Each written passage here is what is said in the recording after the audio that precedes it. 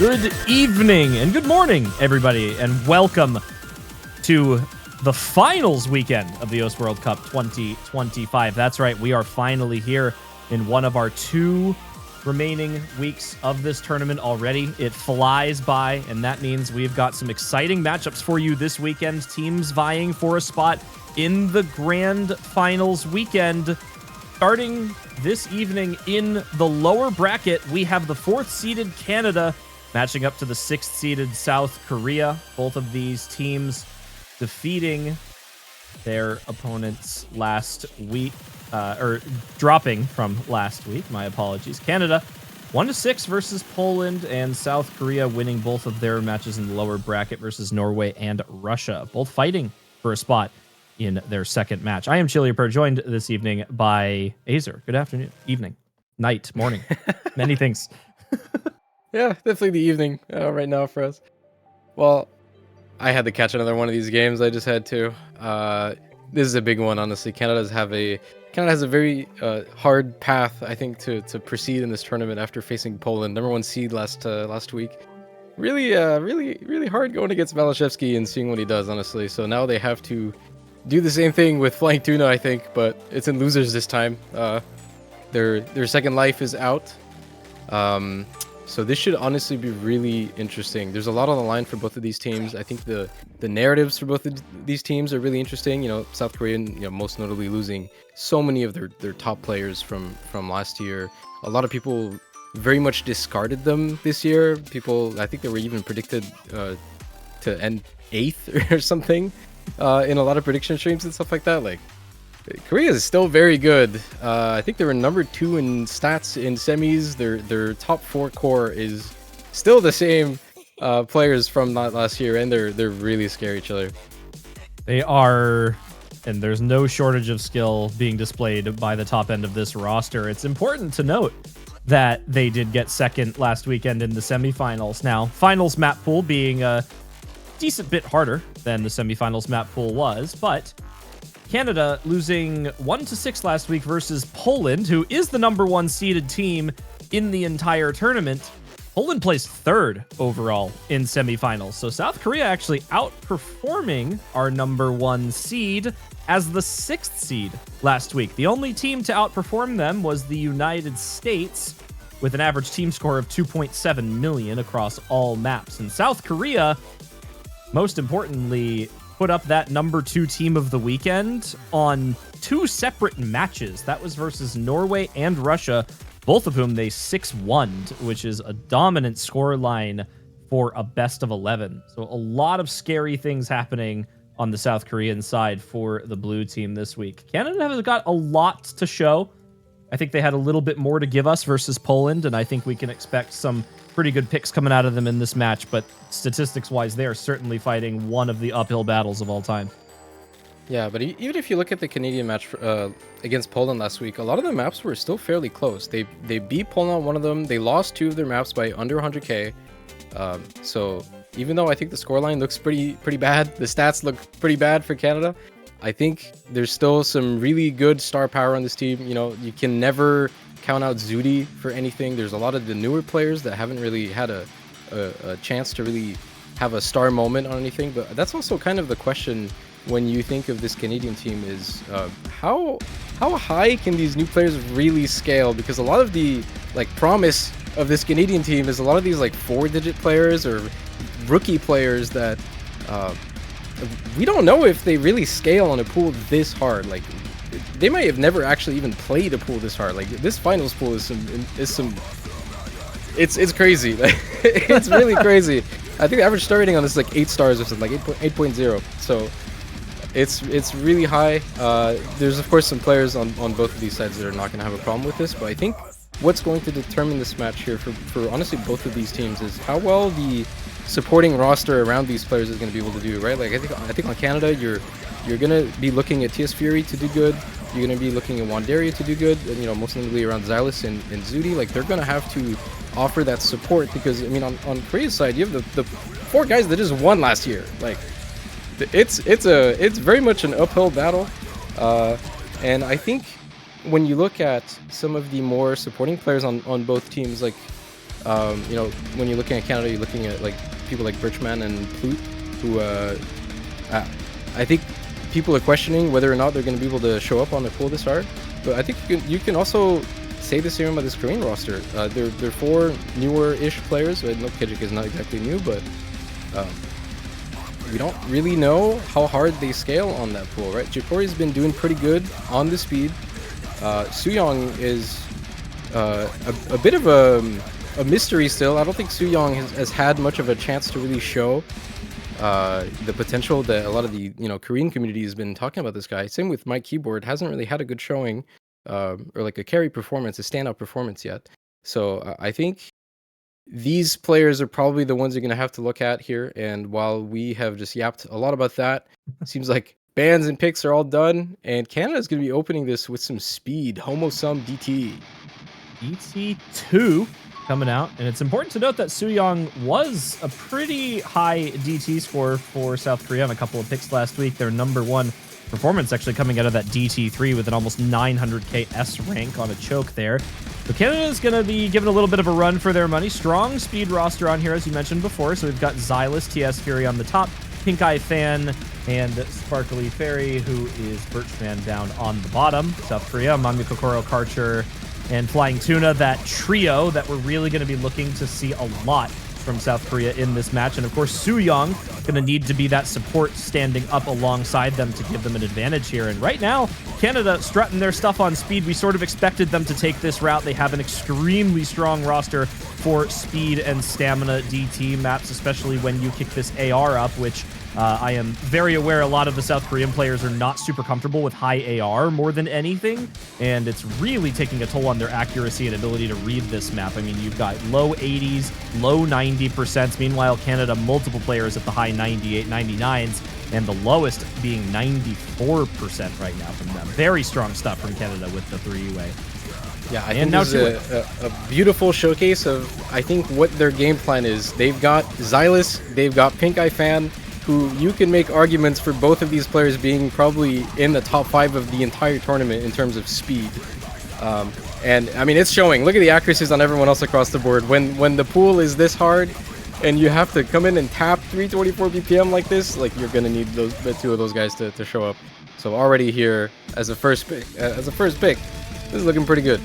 This is extremely good. It should also be noted that the lowest accuracy on Canada is basically matching, if not besting, the highest accuracy on South Korea right now. Mamiya Kokoro, 92.45%.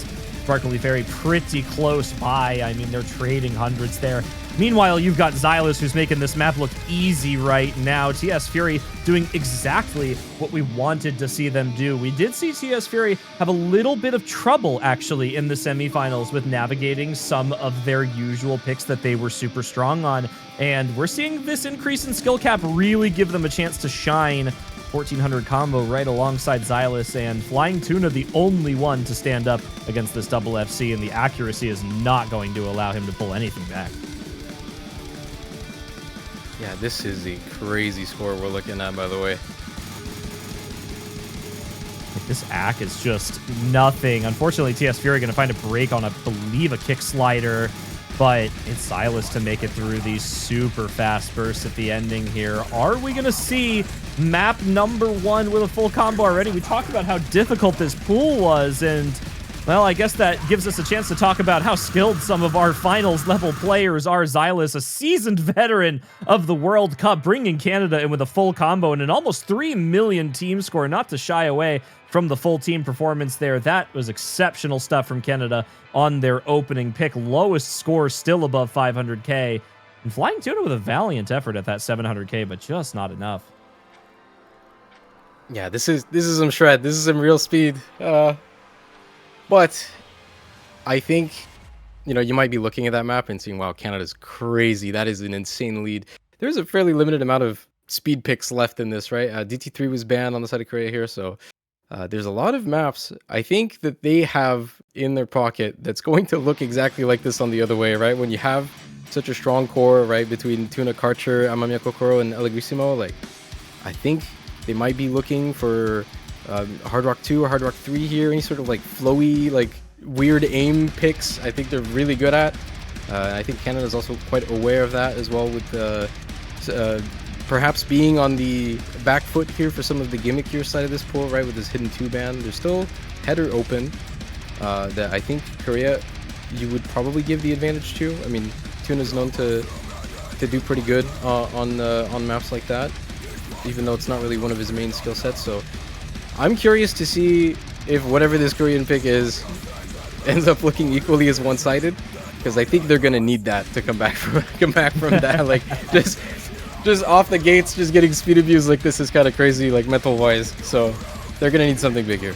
Yeah, it's a bit of confidence given to South Korea too, honestly, knowing that Canada is keeping to the comfortable areas here, and it looks like South Korea is going to end up going in for Zephyrs, the Frums map, so they're going to sort of keep to that gimmick skill sets, and that's sort of South Korea's game, right, is that they've got that strong trio, if not 4 players, for a significant number of maps in any given map pool, and that versatility is really what sets apart the top 6 teams from teams that are maybe like top 12 to top 8 teams. You really have the top 3 or 4 players on your team able to play maybe 3 or 4 different skill sets, where other teams might have a really strong core for a specific mod pool or a specific style of map.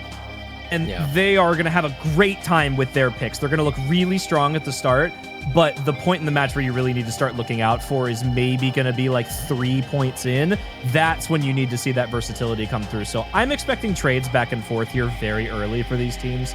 And Canada, I think from their side being such a strong core with their skill sets in a similar area, are going to really want to try and sneak in a break point if at all possible early here, just to give themselves some leeway once the speed is gone. I will say I would be a little surprised if it happens on this one, though. Yeah.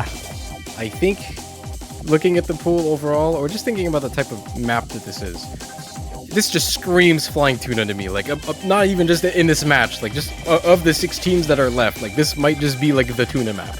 It's got a lot of crazy odd patterns, and that's kind of what Tuna does best.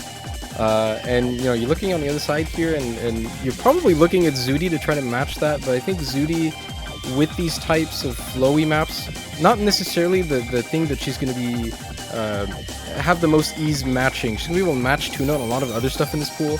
However, on this one, I'm not too sure. So you're starting to look at some of the other players in the room now, and you're looking at Xylus, who, despite looking amazing on the first pick, haven't really had some good performances when it comes to aim. And then you're looking at Wandario, who is a brand new addition, mostly 4-digit player until like a couple days ago, actually, because both Wandario and Yip got their top plays on Free Mod 1 Arcadia a couple days ago. Just random fun fact.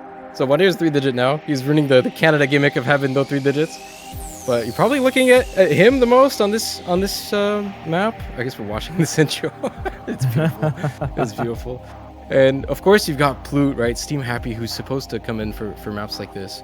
And normally I think Plute is going to be all over these types of maps, like these flowy hidden picks like this. But when it's this hard, I think you have to put into question whether he can keep up. So we'll have to see. But yeah, again, I think you're mostly looking at Tuna here to have probably some better support and probably the biggest carry performance on this map. I agree. I think Flying Tuna is really the player to look out for. I do have to say on the South Korean side, to give them a little bit of backup as well, Amamiya Kokoro. For those that have been watching tournaments for a really long time, I don't think a lot of people know that Amamiya Kokoro is Nilatoru as a name change, even though it's been a name change for such a long time. Unbelievable hidden player on flow aim, reading basically everything, and it's not always a skill set that comes forward for them, but they really have a chance to shine late stage sometimes, and we're already sort of seeing that with the accuracy and the players that are going to be comfortable on this map versus not comfortable. Nope, KJK and Karcher sitting a little bit lower through these intro sections here, and there it is, that miss from Karcher. The accuracy is an indicator on these hidden picks more so than other slots. Meanwhile, Canada holding a little bit more confidently across the board. Yeah, looking good so far, especially with that one. I mean, if that's the star player, you're just talking about finding a miss there, and Karcher not looking too good. But this map, I think, definitely spikes up a lot at the end, so I would not count them out for the time being, but 100k at the start here. Steam Happy, Wandario, Xylus as well, going to be finding the misses. And Tuna, though, Well, OKJK versus Zudinator both hit that stream with the high slider ticks there on the slider, and now it's just these awkward patterns through the middle section. And Any missed the doubles, catching up KJK, and Zudinator hits one of the most difficult parts of the map, holding through this middle key eye. Big Snaps finally misses the triangle, but that's full misses from almost everybody. It's Amami, Kokoro, and Wandario standing, and that's 130k for Canada, and no combo to pull it back on South Korea. There's a really hard part coming up here. Lots of reading required. They're going to have to keep their combos here. Oh, no! It's Wandario and Amami. Archer hits it. Tuna hits it. That's 2 people on each team hitting it. Some of the harder mechanical parts of this map are going to be at the end here. We'll have to see who can keep up, but still maintaining a 100k lead here. Tuna's got combo, but so does Xylus and Flute, holding at the ending here. Flying Tuna is down, and that's the 130k back. And Laser, I think we're looking at maybe that golden scenario for Canada right now, sneaking in a pick that we thought was all too favored for South Korea. Xylus hits the back and forth, hits the triangle, finally misses on the wiggle, but before almost 400k at the ending. Yeah, that Zudi combo at the beginning did such a big difference there. Basically finding that extra 100k where everybody's kind of hovering 400k. There's Zudi almost cresting 500k. I wasn't expecting that one. I can't lie. I can't lie, Julia. I mean, how do you predict that? How do you predict such a strong beginning combo from Zudinator, a supporting back from Xylus and Plute at the ending, and Wandario? Plute 6 misses. Strong mid. Whoa. Yeah. 97% accuracy, too. It's the highest in the entire lobby there by not a close margin. I mean, if we were doubting whether or not Blue could keep up on this pool, apparently he most definitely can. Yeah. That's really good. Okay, so there's the Canada breakpoint that you were talking about, and I think as the tapping picks run out, because I think in their minds right now they're definitely just mostly looking at tapping and like mechanics. You got Zudi, right? You're gonna pick some of the aim in this pool. Wandario as well, kind of a pretty good aim player. It's good to know for them, for their sake, that they are able to find points elsewhere here. And I think South Korea here is going to have to pull some magic out of this one. However, this one's not really much of a tapping pick. This one can be pretty even. South Korea's been doing pretty good on multitudes of DT picks on this one. And not a lot of tapping to be found on this map, to be honest. Like all of the bursts are just 5 notes, I think. Mm-hmm. So I guess we're seeing Zudi in for this one, our DT player.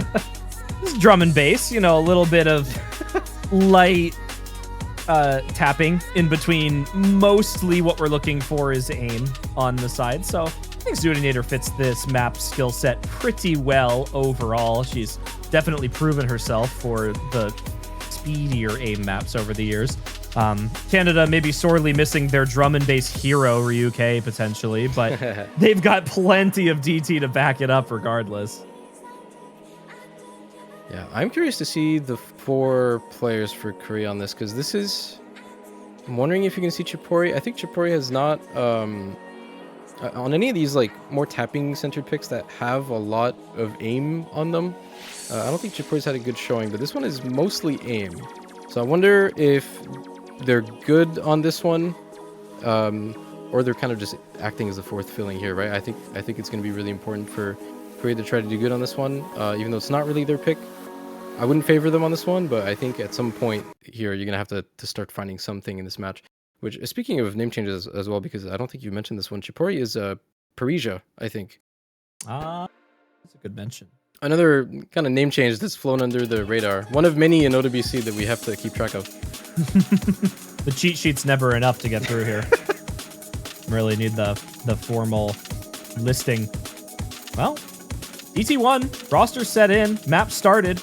Confident, nice light intro here, looking at more of the burst, but you see just how fast this aim is. And again, AR 10.5. We have heard South Korea in the past and seen them struggle a little bit at some of these higher approach ratings, but they're looking pretty good at the 10.5 right now. And all things considered, if Canada can steal a hidden 3, well, by God, South Korea can steal a DT1. To trade and miss from Archer and Nujab Ace at the start here. Pink Eye Fan with a little early break as well, and Zudinator falling now. That's 3 combos gone for Canada. Meanwhile, South Korea, Chipori and Karcher, the only 2 to find a break. It's now Xylus standing against Tuna and Amamiya Kokoro. Pink Eye Fan a little bit behind. Yeah, as good as Pink Eye Fan looked on the previous DT that they picked. I think when there's too much aim, he's definitely not looking to be a carry on this one. He's going to have probably the highest stack in the lobby because this guy's just going to SS all of the speed in this. But yeah, I don't think Canada has that that 2-player edge that they had at the start, especially not anymore with Xylus dropping an FC there. So Korea's going to be able to find a considerable point lead at the start here. This is a fairly long one though, 4:30 with the DT. We're here for a while. Some chill DMB. We love it. We love a little bit of Vila. I don't know, maybe chill the wrong description when it looks like this though. This looks kind of hard. Maybe not chill, but at least this one is.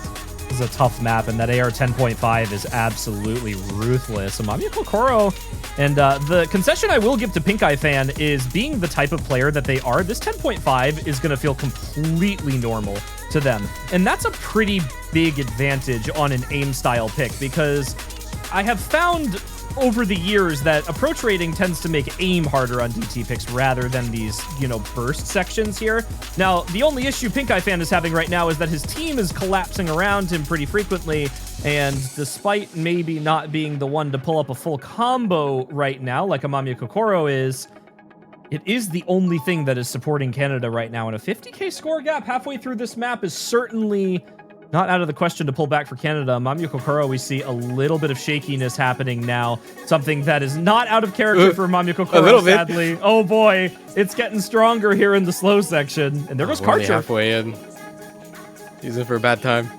The high combo miss is going to absolutely throw this map to the other side for whoever finds it. It's already on South Korea's side, so they've got a bit of an advantage if Pink Eye Fan finds a break here. But Amamiya Kokoro and Pink Eye Fan, again, they're literally the only 2 people holding their teams up right now. Everyone else is matched on the supporting combos here. Tuna a little bit higher than the next closest, but it's not a big difference as Nujabes finds yet another break. And there goes Amamiya Kokoro on the build-up, but so does Pink Eye Fan. Oh! It's still the slow section. This is on nothing. Okay, well, it's supporting combo central now. Xylus and Zudinator. Chipori finds a break. It's now flying Tuna by himself. It's 20k, and this is going to be really close into the ending. It's really all down to flying Tuna holding this combo, and Zudinator and Xylus finding breaks at the ending, and it goes over to Canada with the misses. Xylus finds a miss, and it's Tuna versus Zudi on aim now. Tale as old as time. How's it ending this time, though? They're still holding.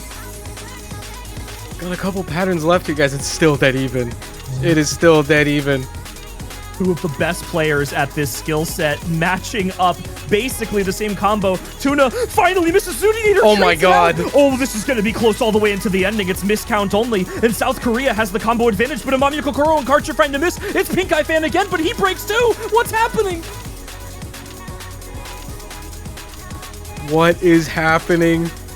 It's a fight. Okay, what is happening? Oh my god. Wait, it's over. It's over, right? It's over. Canada takes the advantage on accuracy into the ending. It's 97, 98, and 98 on the top versus nobody on South Korea even close to that. It's 20,000 score, a traded miss from Amamiya Kokoro and Pink Eye Fan into the ending, and it's 100 combo for everyone else, and it does finally come through. 17k for Canada, barely skipping through on their pick. Wow.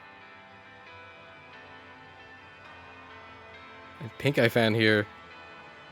I was saying maybe not the guy to look at for aim on this, but I mean, solid carry performance there by the skin of their teeth. Just barely. What was that? 13k at the end or something? Like, oh my god. So close. Oh my god. The score difference was almost the difference between Amamiya Kokoro and Pink Eye Fan at the ending, and it really is about that 100 count. 7800s compared to 48. That is good ack from Pink Eye Fan. Yeah, when the scores are low like that, accuracy just matters so much, right? Wow. Well, there's Canada with a consolidated break point, and the DT pool now gone. So we are left with Nomad, 1 hidden, all of the Hard Rock pool, and all of the Free Mod pool. I mean, pretty much all the tapping is gone at this point. I guess you have Arcadia, but... That's a Karcher map. You want to pick Karcher into Karcher? it's a gamble. I mean, It might be, actually. some mappers have debuffs on their own maps. I don't know. Probably not Karcher though. He's kind of really good at this kind of thing. I don't think Canada's gonna be the one to pick that, but we'll see. Regardless, though, it's gonna be South Korea looking for the pick here. I think that, you know, looking at stats from last week and just thinking of, again, their core four that is really important in this match, right? I think you're probably looking at a Hard Rock 2 or 3 here, I think, for Korea. They have to. I mean, I know Worst HR Player was a pretty big gambit on their Hard Rock, but yeah, this Hard Rock 3 was going to be the pick for them all day. I think Hard Rock 2 is a little bit too simplistic in its precision style for South Korea to have a major advantage on it. And I do think Hard Rock 1, even though South Korea looks good on the aim, is so mechanics focused that it does swing Canada's way. So this is easily the best Hard Rock map in the pool by far for South Korea in terms of overall skill set advantage. And I do wonder who's going to end up going in for the other two Hard Rocks, if at all. Yeah, well, again, it's another tuna map. Maybe it's their game plan. Just pick the tuna maps. Didn't really work out the first time though, because Zudi's on the other team. But on this one, at least, I mean, obviously outside of Zudi, who's going to be able to do good on this. Not super sure on this Canadian team who's going to be able to particularly have a good score on this. There's a lot of people that can sort of fill this, but there's not really a player that comes to mind as being particularly good at this. You could see a Yip fill.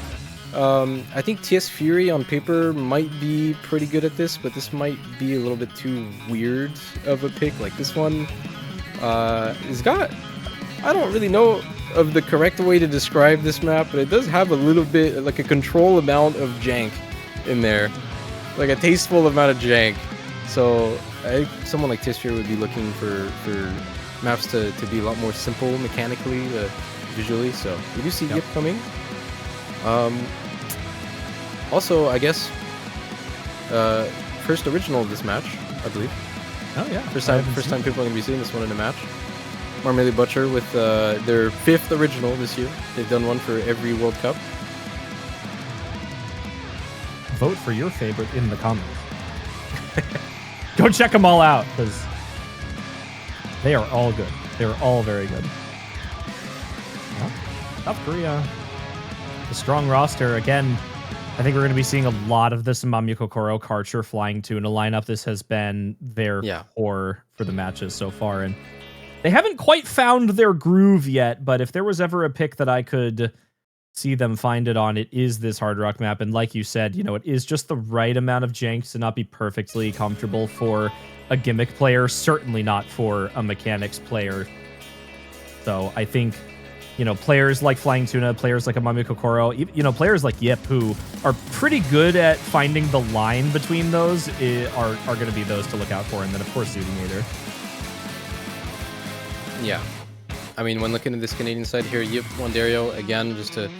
that's two of the players that look really good on lower star pools, but both pretty much 4 digits. But, I mean... Zudi's going to have to do some work on this one, I think. Xylus has been looking good on anything that's not aim, I would say. But I think probably definitely, you know, filling on this one, perhaps. I don't think Canada particularly has a super strong, like... I don't want to call this gimmick, really. We'll call this like one of the weirder, more control-y, heavy hard rock picks. Yeah. But Tuna finding a miss, though, I think... is going to matter there. That might throw a wrench in there, because that's, again, probably the player you're looking at the most for this one, but so far well supported from the team. Silas broke. Chipori also found a slider break on that one tick on the Excel slider, so an unfortunate miss there.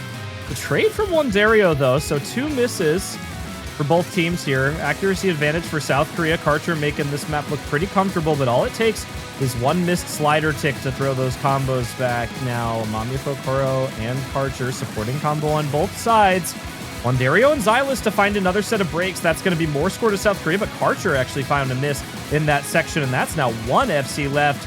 Dudinator to find the break, and Mamiya Kokoro to miss 2. Yip to hit the space stream, and now it's the slider section here. A final slider break for him, though, but it brought back a lot of scores, or 20k, and it's Flying Tuna.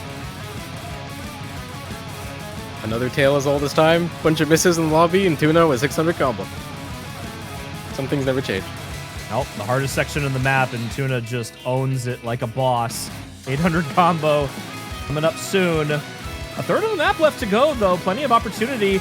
Tuna does find the break, and there is combo on Canada, and this score lead is going to go back rather quickly with the accuracies being virtually matched on both sides here. Tuna was really the only thing holding up South Korea, and now, with how comfortable Yip has looked in the remainder of this pick, I do wonder if this is going to be comboable until the ending for one of these two players. It's Yip to miss, but Zudinator to hold, and Shipori matching. This is still really close. It needs to be a miss from either side to give a definitive win. South Korea has the lead on the misses from the support on Canada right now. Zudinator cannot do it by herself with Xylus finding all of these misses. Yip to miss before the slider. And Karcher and Shipori to hold it down, and that's going to be it. South Korea, 100K, made it look confident into the ending. Yeah, Shipori holding it together at the end there when it mattered, honestly. 100K difference by the end of that, but it was pretty dicey as we watched this. Well, we can't be missing on that. Well, dramatic 100K effect. difference for Korea there. Karcher and Shipori pulling up at the end, but yeah, I think overall team performance on that one looked pretty good. Even despite Yip kind of popping off there for a while. I think Yip That could might have have- FC'd this map. I think so too. That looked a little bit different. Held the highest combo, and just got like a I think he got a slider break at first, I think, and then comboed 400 after that. So that could have looked a bit different, but Korea finally finding a point of the board here. Not going to be break pointed twice. And so some much needed some much needed morale for them. No tapping left in the pool. Tuna popping off. What more could you ask for? Oh, and a Nomad went instantly from Canada. So South Korea, they're on the board. They've got the morale boost from winning a map. The most important part of all of this, however, is that South Korea is perpetually living with this break point over their head, looming over this score line right now. So South Korea, somewhere along the line, and there's a long road ahead. I mean, it's 5 points for South Korea to match point, 3 more for Canada, so plenty of maps in store. But this is a guaranteed win for Canada if South Korea is not able to get that break point back. I mean, that is perpetually one ahead on the lead here. So Canada's going to try and be confident and maybe a little more reserved with their picking strategy to try and hold on to that for a bit here. I have to say, I can't remember if there's ever been a harder raw aim map in OWC before. This type of raw aim actually tends to be pretty underrated in terms of star rating. So even though this is 8 stars, I think most people are going to tell you it's actually a lot harder than that. This is pure raw aim. There is nothing else in this map, and I think there's definitely one player in the room that a lot of people are going to be looking at for exactly that type of map. I mean, this is... Yeah, I'm trying to think of any map that's been difficult on aim to that extent, but no, I genuinely cannot think There's of... always something else mixed in, you know? For something that's pure aim like this, it's been a while since we've seen a map like this. And some of the patterns in this, like there are some really, really crazy aim parts in this. You may have seen this map. This is a map from COE, collab with Alden, I believe. So you did see pretty much the best players in the world all play this on LAN for a weekend or two at that event, and there were very few that looked particularly good on this. I gotta say, like this is catching the very top end of the game here. However, I guess one player that we did not see at COE was Zudinator, and I think that's probably who you're looking at for this. Off the top of my head, from what I remember, I think we've seen Emrek and Malashevsky like almost FC this. Yeah, they were really good on this map, and their match is been a still while, to yeah. come. Yeah, they've got a match on a little bit later today with Australia here, and both facing off, well, not facing off against each other, actually, also looking out for maybe Kriller, who would have played this map as well in Germany. Yeah. But big aim. I don't know what the hardest aim map we've had up until this map might be, what, Fremod won finals last year, AU no Tsurugi with like Hard Rock or something, maybe, might be I think so. Yeah. the hardest aim map aside from this, but even then, this is wide angle cross screens. Like, there is not a whole lot of people that are going to be able to play this consistently. I think being confident on this sort of thing is one thing, but to be consistent and hitting these sort of X pattern cross screen jumps is very difficult and requires a level of control that a lot of aim players don't possess in a match setting. So the support is going to be big on this one. Shot base to find a break for Canada. That's going to be the last substantial extra combo outside of Zudinator here. Xylus to hold for a little while as Wandario finds a break. My Keyboard and Suyong to find misses there. So it's Tuna and Zudi with Xylus besting the combo from Karcher. There goes Tuna on the back and forth. Xylus to break 2, and there goes Karcher. And well, here's what you said. Well, here's a really hard pattern coming up, though. If Zudi hits this, it's just over, I think. Right here. Okay. Okay. Well. Okay. First section, anything on a slider here, maybe? Nope. Like, I'm not trying to jinx it, but first match of the weekend. There's a lot of misses on Team Canada right now. Right and here? It literally doesn't matter. Oh, it's the repeat X. One miss. A singular miss. Okay. That's the hardest part of the map right there. Yeah, I mean, I think it's already over. 200k lead there from Zudi. Absolute masterclass, honestly. Finally finds another break here, but I mean, 650k score into the ending here, even with the misses. I mean, this is just going to be a ridiculous start to the weekend. Pretty much everyone else in the lobby, though, somehow kind of getting the same score. No one really got a chance to build much of a combo there. I mean, Tuna looked really good for some time, but only going to be finding a couple thousand points. I think like 20, 30k over most of these other players in the lobby. I thought that would have counted for a little bit more, but yeah, that combo difference on Zudi, though, the extra 400 combo, going to make the difference. And I mean, Canada now up 4-1. I will say, though, I think when it comes to what they've been picking, so they've just been picking tapping mechanics. They've just been picking like the strong arm maps, you know, like they've just been trying to overpower with all the tapping, all the raw mechanics here. I think that's kind of run dry. There's maybe Arcadia left if you count that. So while this score lead looks really good for them here, I think, you know, relatively for the stuff that's left in the pool, I think their next couple picks are going to be a lot weaker on paper for them. So it's definitely not over for Korea here, despite being 3 points down now. They've got so much of this pool, I think that's really good for them. A lot of Tuna maps remaining for sure. But I mean, honestly, even Arcadia that I just said that Arcadia might be a good Canada pick. I mean, Karcher's in the lobby. That's hard to say if that really is a good pick for Canada either, right? So they've got a lot of interesting stuff left here. I think you're probably looking at Fremont 3 and 4 for Korea. Hard Rock 2 could potentially be good for them as well. I did mention that earlier. Cutter could be interesting as a very high skill cap alt pick. I think Nomad 4 works for them probably too. The sliders are good. I just think they need to avoid hitting 1 because big raw aim hidden is Zudi's zone, and we've sort of seen that nobody can really match up to it. Oh, there it is. Header time. Okay. I was about to mention that one because I do think that is probably a good pick for South Korea as well here. It's also considering Canada banned Hidden 2. So this being the other, you know, primary gimmick skill set map in this pool. This one's a treat. It's a treat to watch. We get the KTG Star World Cup maps, but this time it's AR 7.7. Lots of really, really creative patterning here. It's so dense. So many crazy overlaps. I'm actually really, really looking forward to watch this one. I see how it is. The reading players can have AR 7.7, but the Hard Rock players can't have CS 8. I see how it is. No, that goes to the DT players last week. Oh, true. The DT players get it all. Well, this should be an interesting one.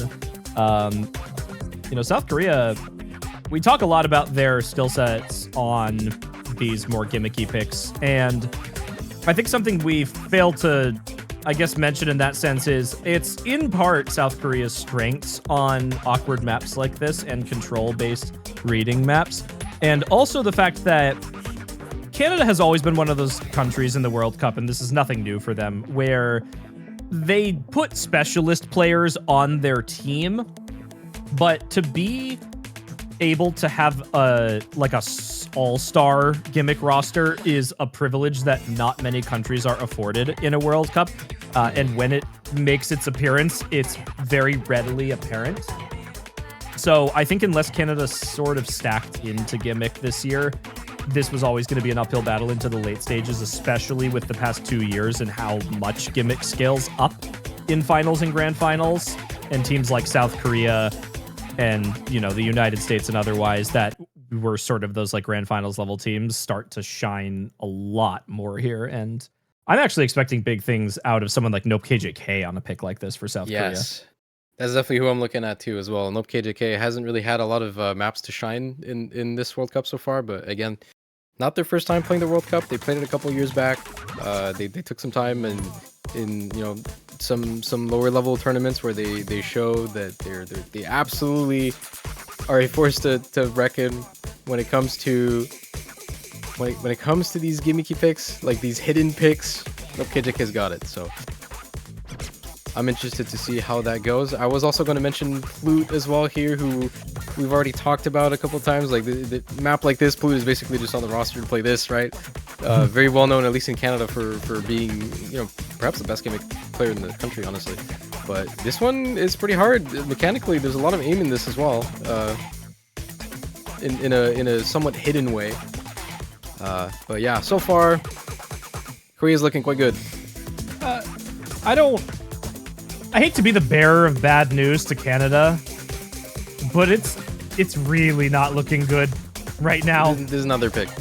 Oh boy. Yeah. Wandario looks great. Like, this is fantastic work from Wandario in the corner, and honestly, actually, Flute putting up a pretty decent combo here, but quite literally, this is the definition of what do you do? Like, Nope KJK. Oh, this is a crazy performance from the whole team. What is Oh my this? god. 99.62 from Amami Kokoro, by the way. 99% accuracy for Allegrissimo. No, Amami the Kokoro brings on a shakes. cut. No. No! I wanted that high AC FC. Oh, there goes Allegrissimo, but it's Tuna. And it's 600k. And Wandario, major props for holding up this combo, but it is just not enough. I will be here to one day witness a late stage Amamiya Kokoro pop off without the nerves getting to him. That shake has taken too many maps from us. Right, Amami Kokoro just needs to like take a drink before a lobby, just to sort of like mellow out, like the Wub Woof Wolf, like just chill out before the match. Holy, what a team score!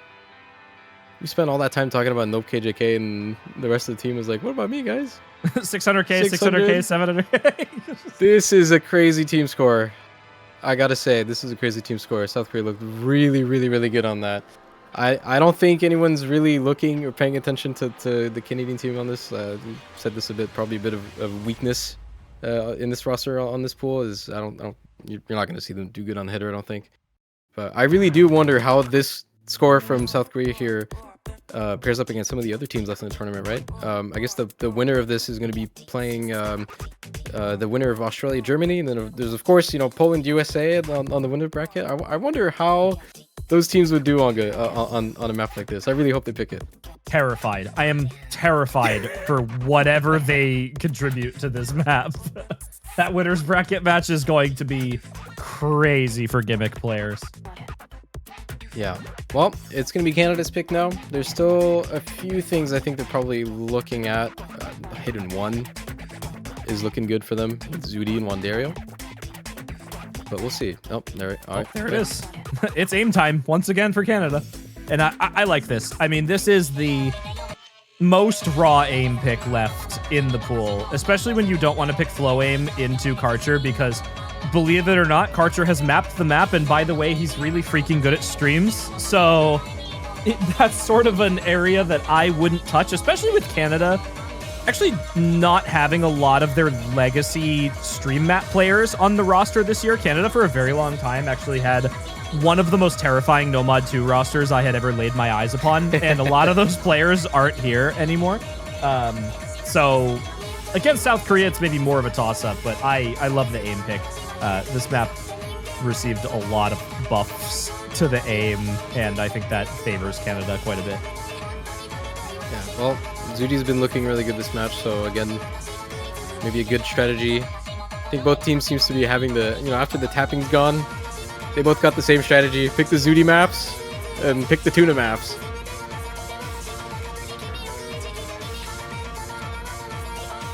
Well, outside of the one break point, those strategies seem to have worked, and sort of like you mentioned earlier, as Canada whittles down these more base level skill set picks, South Korea is going to start and surge forward in points here. So Canada, they've got a big lead.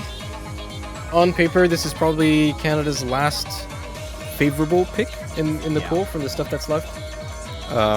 And even then, I'm hesitating a little bit to call this super favorable. Korea can definitely win on this. It's the hidden. I wouldn't be surprised, honestly, but it's the Canada, hidden. Canada has been looking pretty good. Yeah, I mean, the aim has looked really good for Canada this match, but when you look at what's left on this pool after this, they've exclusively picked just the tapping, just the aim stuff, and the only aim adjacent stuff that's left is Hard Rock 1, but not that many Hard Rock comfortable players on this Canadian roster, so I'm not sure if they're really going for that. And I mean, there's Arcadia, I guess, but that's kind of a gamble. After that, I think you could say everything, literally every single other map in the pool would probably favor Korea, even if it's just a little bit. So this is going to be a pretty important point for Canada to be able to get, actually, because this match is not over. They still have to win 3 more maps. So yeah, you got to make sure that this last good one is going to count, so that they can hopefully find 2 more for them, right? And you can say vice versa here for South Korea. If they're able to find a breakpoint on this, I think they're actually in a pretty good position, despite still being a map down after that. So a lot on the line for this map here. It's one break point. Like, we can't get it twisted. This is one win for South Korea here. They win their pick, and this match is back to tied instantly. So the break point is is breathing room for Canada, but the door is like not even shut, let alone locked for them. So there is all kinds of problems that could result from losing a confident pick left for them.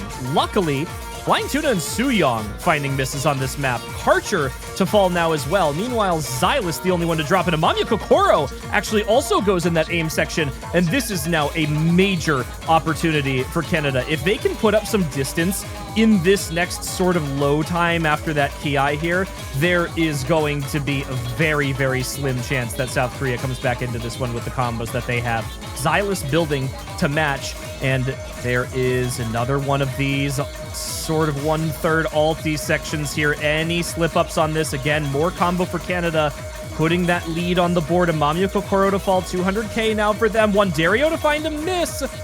Nuja base as well, and now we're down to Zudinator as fast as that. 200k, and Zudinator is all that stands for Canada right now. Well, I've said this a couple times already, but tale is all this time. It's Zudinator, and that's it. we're just watching Zudi play. This is bad for Canada. Tuna and Suyong had huge combos. I mean, this is going to go back to South Korea regardless of what Zudi does right now. So as long as she holds this FC, it's actually very, very dependent on her supporting combos whether or not Canada maintains this lead. If we continue to see misses from Wandario, Nujabes, and Xylus, this score lead is actually going to go down for Canada with that one combo for Zudinator. So she not only needs to hold, but she needs to see some big combos coming out of Xylus and Nujabes right now, or potentially a big miss from South Korea. Suyong did find one in that slower section there. Yeah, Tuna is there, kind of lurking a little bit behind, but 200k is a big point gap here. I think even if Zudi were to miss, I think it's almost locked in already. Not a lot of combo elsewhere to be found. A lot of misses again to be found across the board here. Suya and Karcher not able to really recover on that part, but Zooties is not missing. 300k now. Did we not buff this map in? Flying Tuna as well, by the way. 1k combo on the right-hand side with basically the same accuracy. This could have been really close if Tuna was holding that FC up. Now, honestly, like, across the board, though, like, a lot of people are able to keep up pretty well. Like, these scores are quite good for this map, I gotta say. We're kind of caught up on the two players doing exceptionally well. She actually really gonna hit hit the the ending. Oh my god! No, you can't do this on... No, you can't do this on full area? That pattern? Really? He actually just hit the... No, no, no, no. Please don't miss the ending here.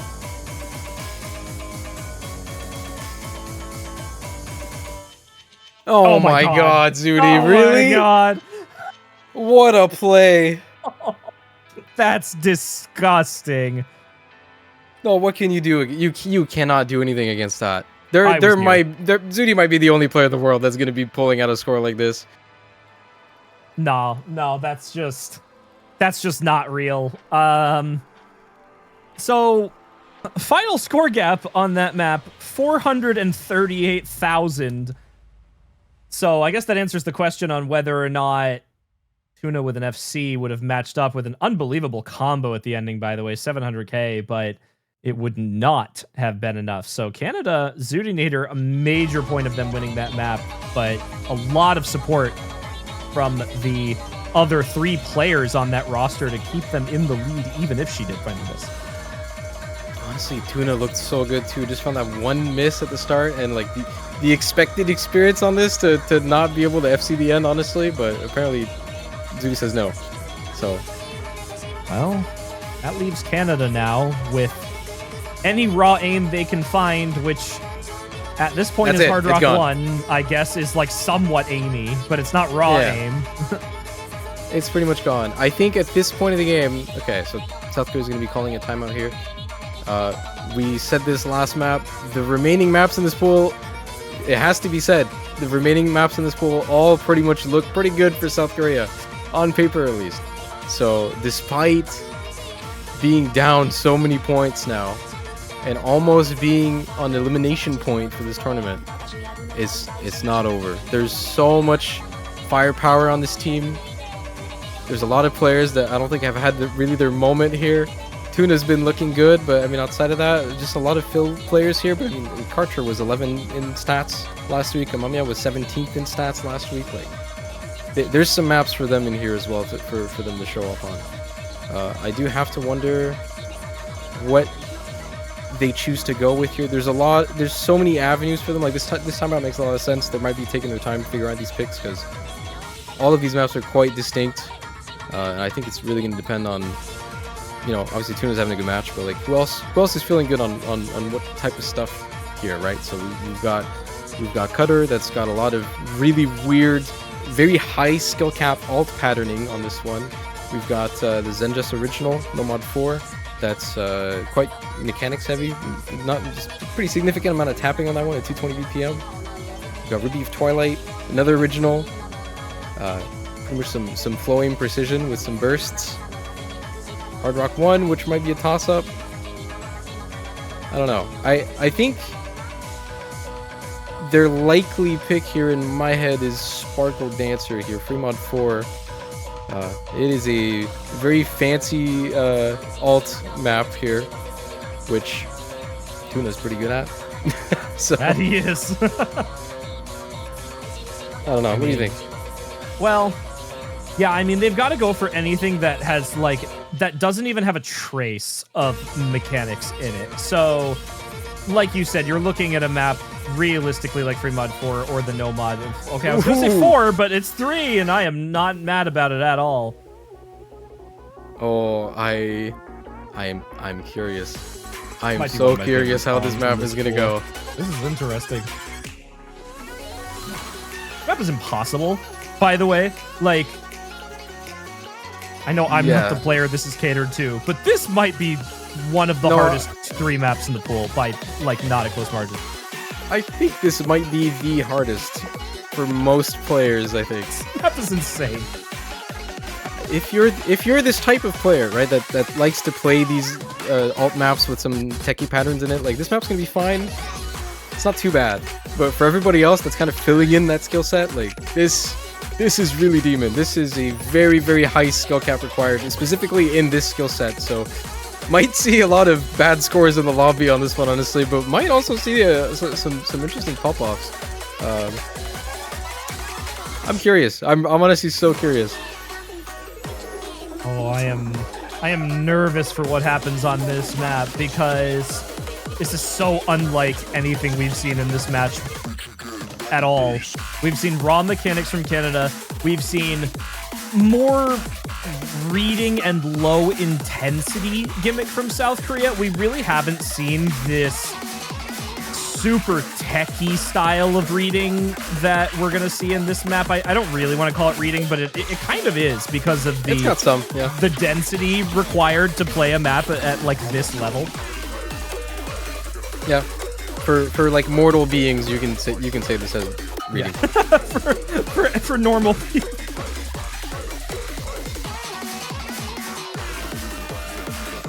I mean, Tuna and America Pro on this though. Definitely looking at these guys. Especially after their last pick. They both looked really, really good. This is the solo carryable map. It absolutely is. And guess what? We've been seeing a lot of this match on both sides. A lot of solo carries. So, well, oh man.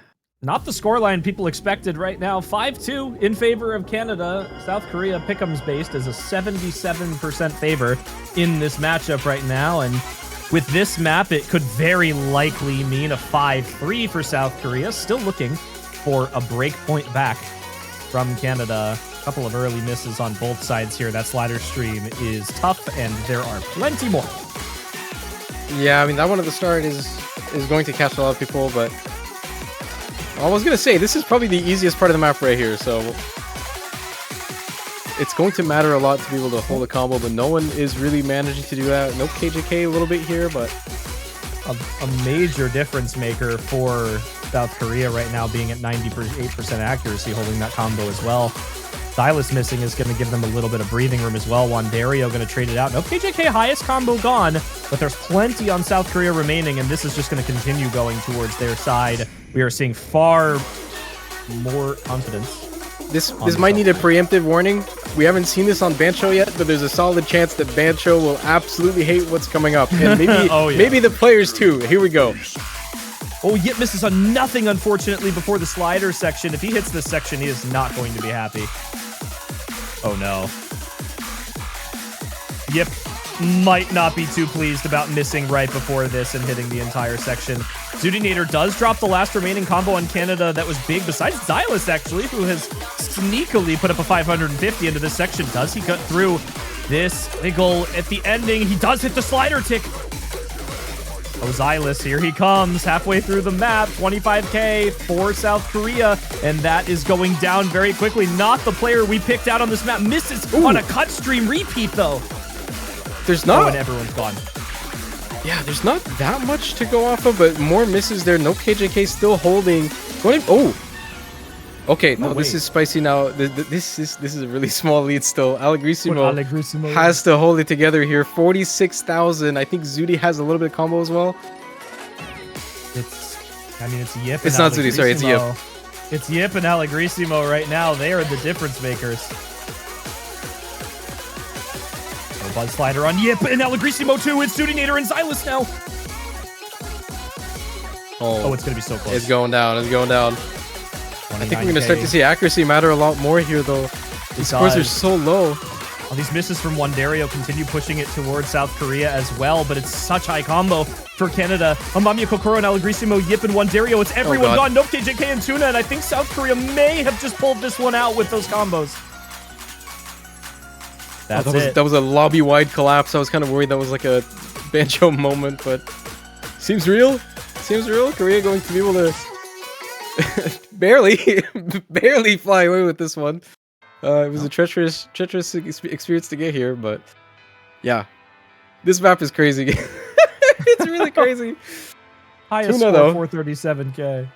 Yeah, gonna be the high score on that one. Gotta say though, Xylus did pretty good on this one for someone that is notably, mostly has been looking good on speed. I think it's easy to forget that this guy can play more than that. Showing up on this all tech pick here, but not gonna be enough. Tuna closing the door, and Korea gonna be finding their third point here. And I think it's going to be one that matters, especially when they're so close here again. Like Canada's arguably out of picks here. So these picks from Korea have to start mattering. Canada have awarded themselves one mistake in this match. Their early spurt to go up to that breakpoint has awarded them the chance to make one error in picking a map here, and it has to be Hard Rock 1 or Fremod 1 in my mind. I think Ruby of Twilight, even though it's a fairly basic precision map, is not favored enough. And Xylus is not picking Hard Rock okay. 2. I was going to say that's an interesting one. It is still up. Hard Rock 1 is also still up, but I don't know if anyone's going to pick it. They pick Fremod 4. Really? Whoa, Xarius time. Ref's got to confirm. Yeah, Lock it in. Final answer. Oh my gosh. All right. And the referee is like, are you sure, bro? Sparkle Dancer. Man, who's taking mods on this? Hidden should be pretty easy to take, I think. But Hard Rock is strictly going to make this a lot harder, I think. Again. Xylus or Yip Hard Rock? Or one Dario Hidden, maybe. Yeah, I think anybody can take the Hidden on. The Hidden might as well just be a preference pick on this for a lot of players. I think the question for the Canadian team here that you have to ask is, normally you're going to be seeing Zudi just take HDHR and stuff.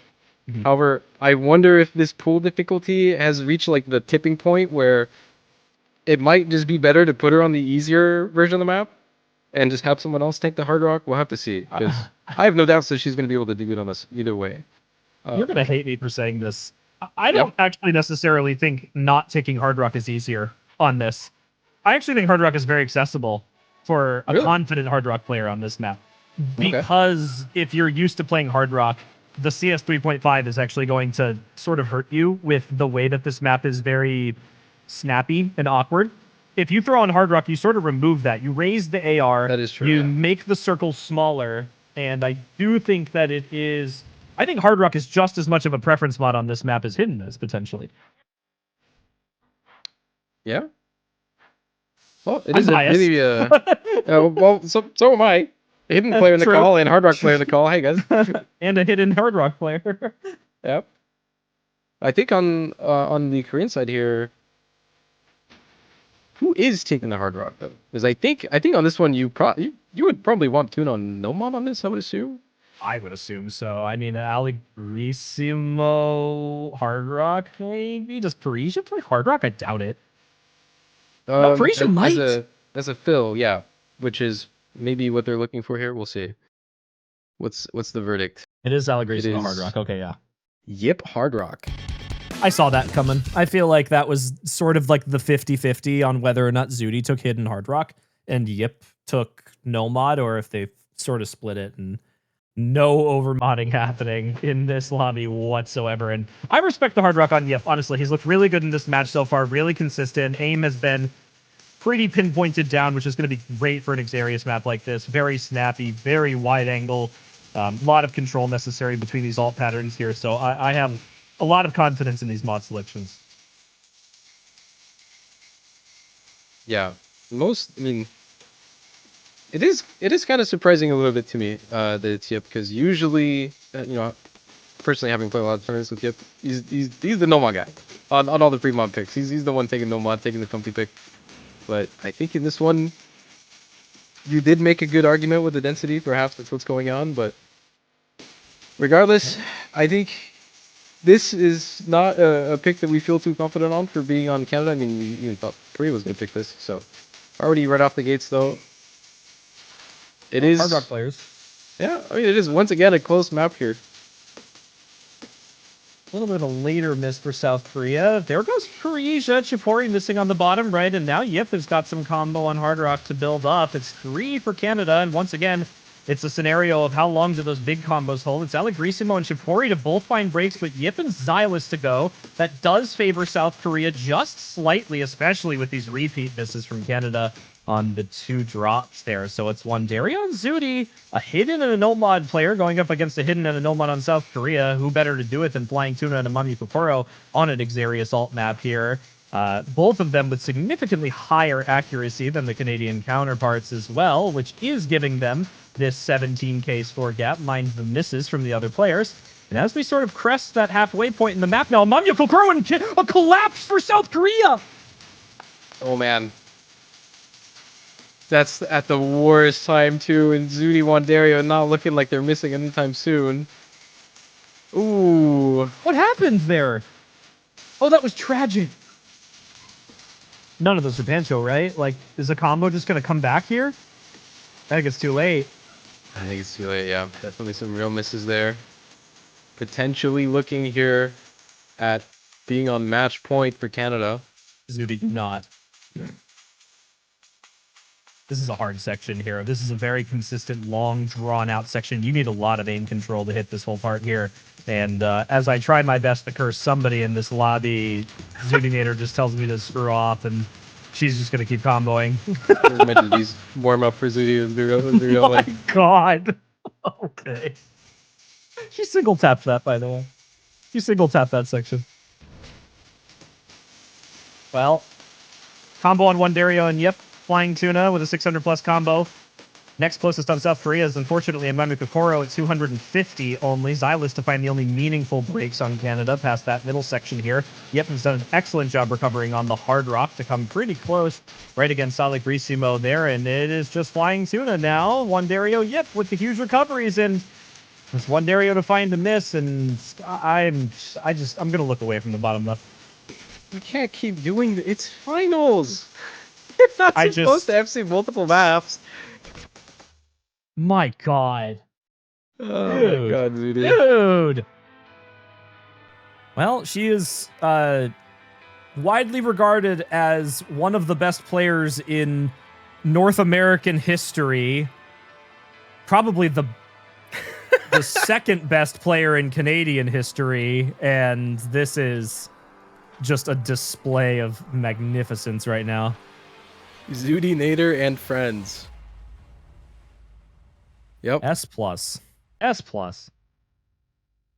Just added benefit. No perfect combo from Zudinator. Unfortunate slider ends dropped. Go next. 6-3 for Canada right now, and they maintain their break point through a pick that we favored pretty heavily to South Korea. So now we've got Hard Rock 1 and Free Mod 1 still remaining, and Canada has held the break point.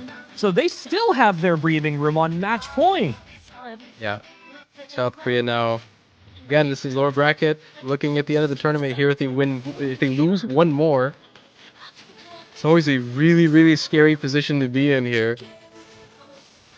But yeah, these maps, I think, are in a good place for them. Like it could be a lot worse for South Korea here. You know, often in a match like this, in this position, where you're down so many maps, and you've got like the scraps of the pool that are left. Like usually for most teams, I think it's pretty dire. Like you're looking at picks that are like not people's preferences, but I think a lot of these maps look pretty good for South Korea here. Canada still have to find one more here, and we're going to be seeing Nomad 4, another original here. Inorganic Dystopia from Zenjus and 220 BPM Mech Tech.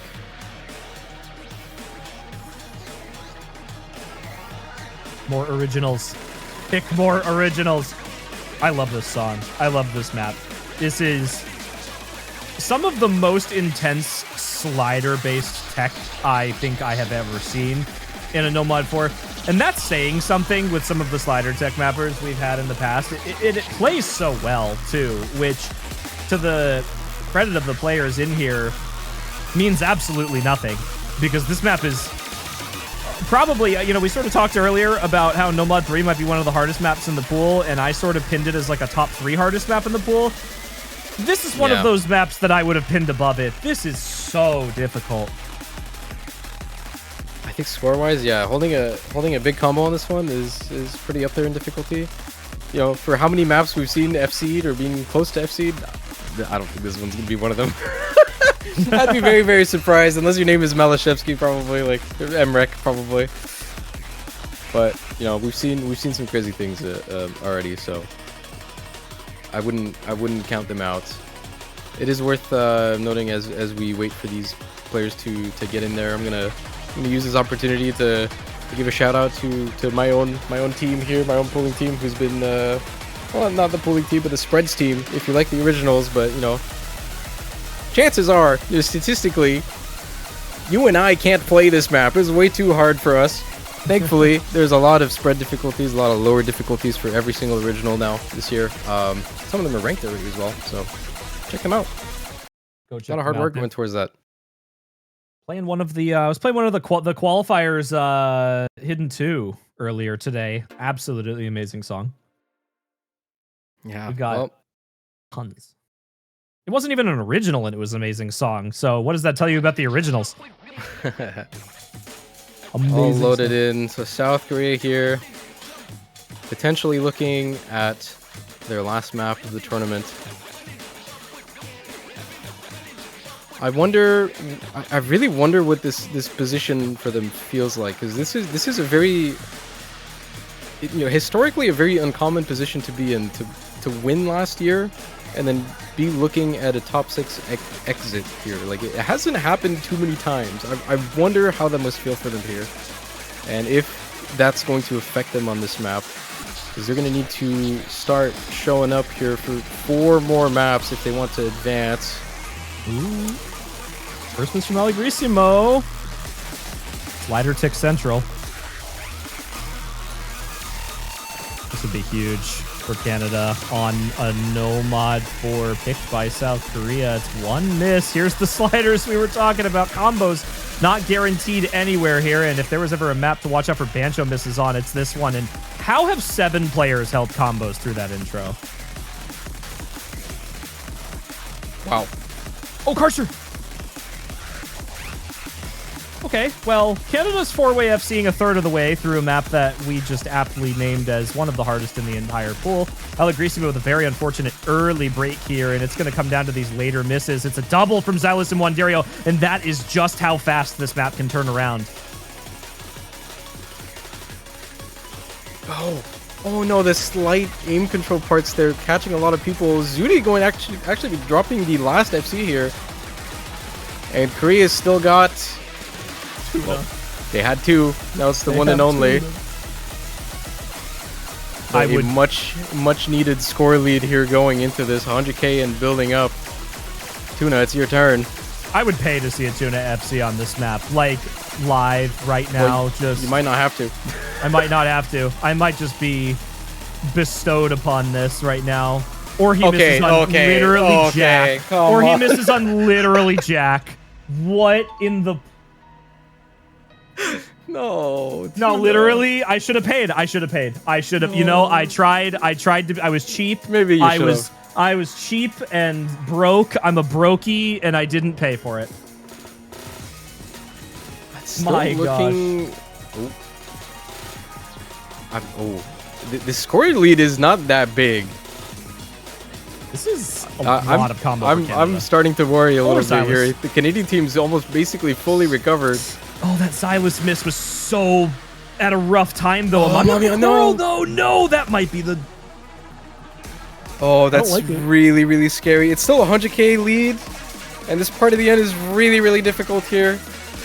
Some of the slider aim here is really ridiculous. Wanderio gonna be dropping the combo here. It's just Zudi and Nujabes trying to find it back. 100k against Allegrissimo, and 2 solid supporting combos from Tuna and Karcher. Here we go. Allegrissimo would need to be the one to find a miss for South Korea, and it's just not happening. Karcher with a beautiful support. Flying Tuna with the support as well. There goes Zudinator, and it looks like South Korea is going to hold this one down. Oh, Alegrissimo, go off King. 1K combo into the hardest section of the ending. Flying Tuna making it look easy too. A Mamia Kokoro 400 combo, and it's the slider stream at the ending with 3 combos standing for South Korea. My God. They get 160K in the last 15 seconds of that map, and that is 0 freaking misses for Flying Tuna. Okay, I'm done here. It's Alegrissimo comboing the entire hardest part of the map at the end, too. Wow. Oh. South Korea's logged in. They're back. They're back, baby. We said Nomad 4 would be a good pick for them before they picked Nomad 3. And it was. It was a good pick, and that is really understating it. I mean, that was a double 500K if you round up for a Mamia Kokoro. Alegrissimo 450K. Those 3 players best the #1 score on Canada. Oh, there it is. Okay. Oh, yeah. Oh, yeah. Hi, Karcher. Hello. Time to play. Good morning. like I can just imagine Karcher's eyes like lighting up at hearing that this map was picked in a match and just being ready to go in on this. Oh, look at this beautiful intro, though.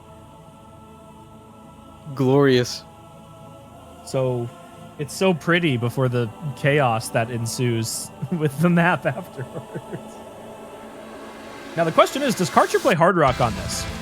Because I would normally say yes. I would normally say yes, he would on a stream map. But that's in solo, and this is a world stage with basically this map standing in between South Korea and Tiebreaker. I mean, this is, you know, we expect South Korea to win their gimmick pick. I don't think Karcher's putting on the Hard Rock for this. I wonder who despite takes it it in being in Fremod, I think when we've been putting these flow aim stream picks in these Fremod slots where one has to take Hard Rock, it's absolutely a tank. Like, this is just strictly harder on Hard Rock, right? So if you're looking at probably your best player on this, gonna want him on the Nomad, I think, for this, and probably looking at someone else to be taking that. Probably Chipori on the Hard Rock, I think, perhaps. But on the side of Canada as well, I don't know who's really taking the Hard Rock on this. It might be Zudi, but I mean, I think you're looking at Yip Wanderi Nomad, considering they both have just Nomaded this like 2 days ago for their top play, as I said earlier. So wow. Well, this is like Tiebreaker warm-up at 5 minutes of consistency.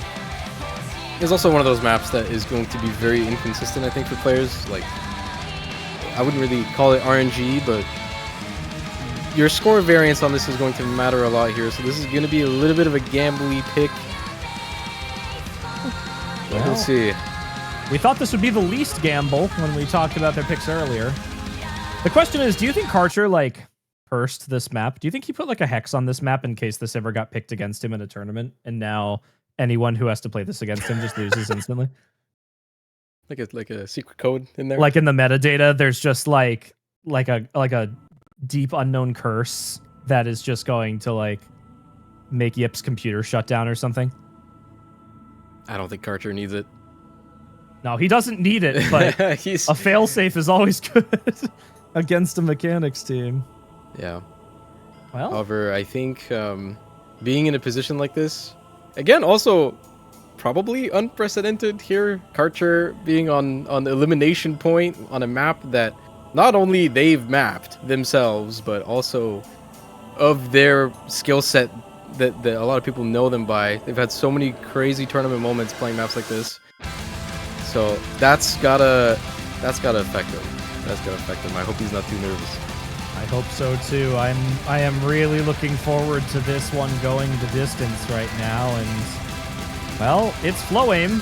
Canada has been good on mechanics, but we really haven't seen this sort of flow aim in a map yet. And it's Silas to find the first break with Hard Rock, which is not too concerning, considering that is definitely the hardest mod combination on this map. It's an earlier miss than Canada would have liked, but Suyong trades it out, and that's going to keep things right at the status quo here, as these next sets of streams are really just an intro for what is to come in the Ki.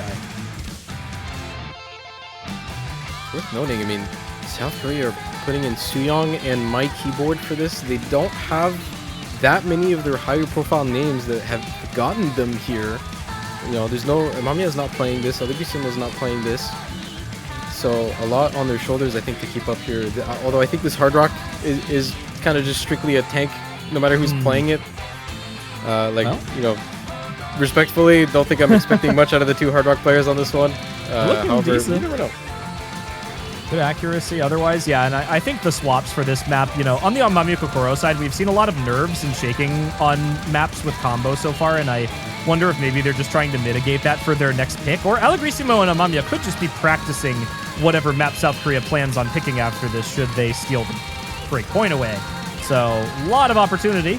And as we crest the 1,000 combo mark, not quite at the halfway point yet, this is going to be the first set of space streams that we see here. When the vocals go high, it's Karcher and Sooyoung to find breaks. They need to see some on Canada, and unfortunately, it's a third one on South Korea. Yep, to find the only break for Canada here. And Zudinator holding the FC is the big point of nerves here. She's looked good in this match so far. Wandario to find a break. And it's Xylus and Zudi, those top two players from Canada from last week. Big space stream here. Xylus hits it with Hard Rock. Xylus is doing this on Hard Rock? And Tuna missed. Okay, it is Xylus time. Halfway through the map, that's probably one of the hardest streams in the map besides this section right here, which is really more just about maintaining the consistency through the flow aim. And Xylus hits it, and now there is probably 300 free combo here unless he misses on the stupid slider. I mean, we might have been looking at the wrong guy. This whole time we're talking about Karcher having to do the a colossal lock-in on this one, but I mean, what are you doing, Xylus?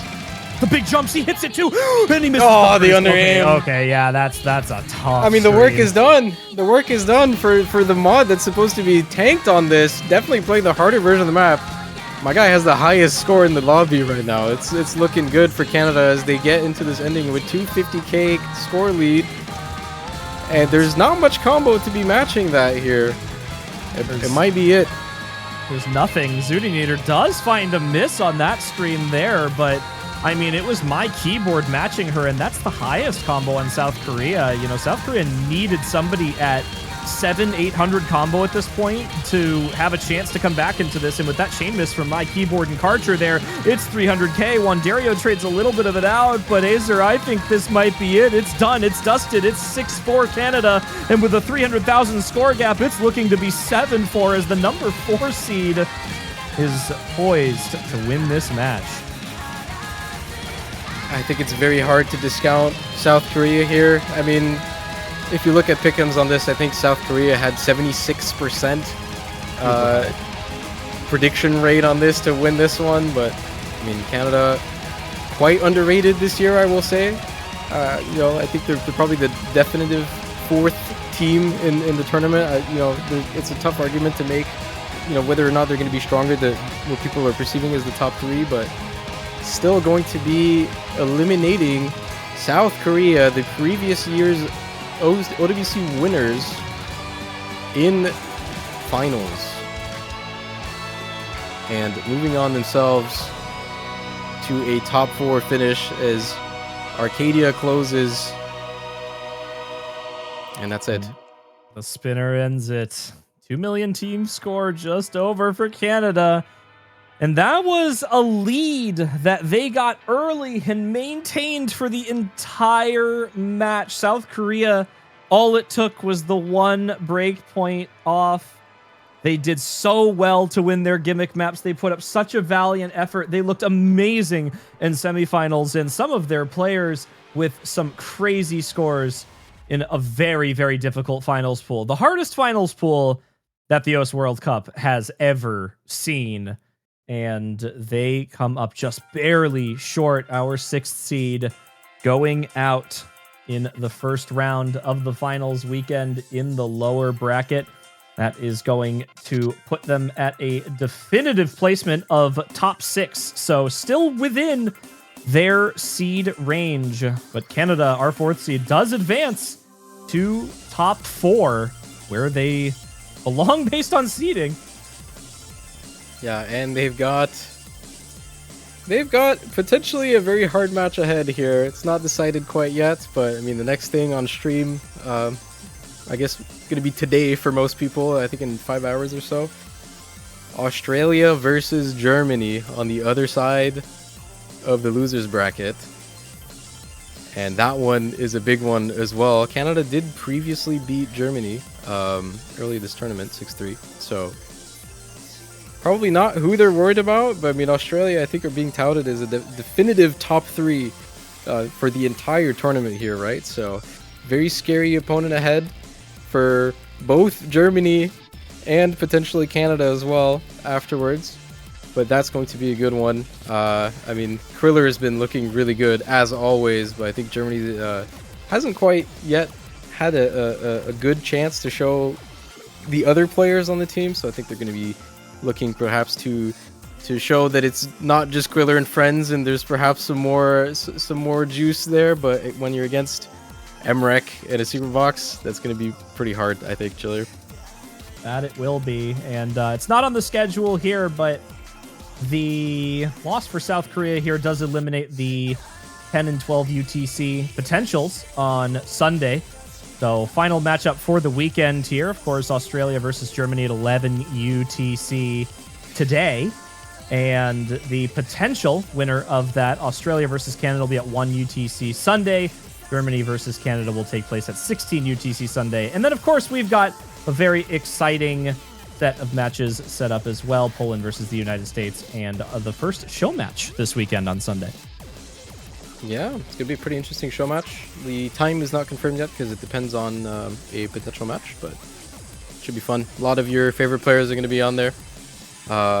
Honestly, that day tomorrow is gonna be pretty stacked. I think that show match is really interesting. Into Poland USA, which is crazy as well, and then grand final showcase later. I've been hard at work with some absolute cinema for everyone, so looking forward to that one personally. But I think that's going to be it for now. Next thing on stream here, Australia, Germany, 11 UTC. We'll see you all there.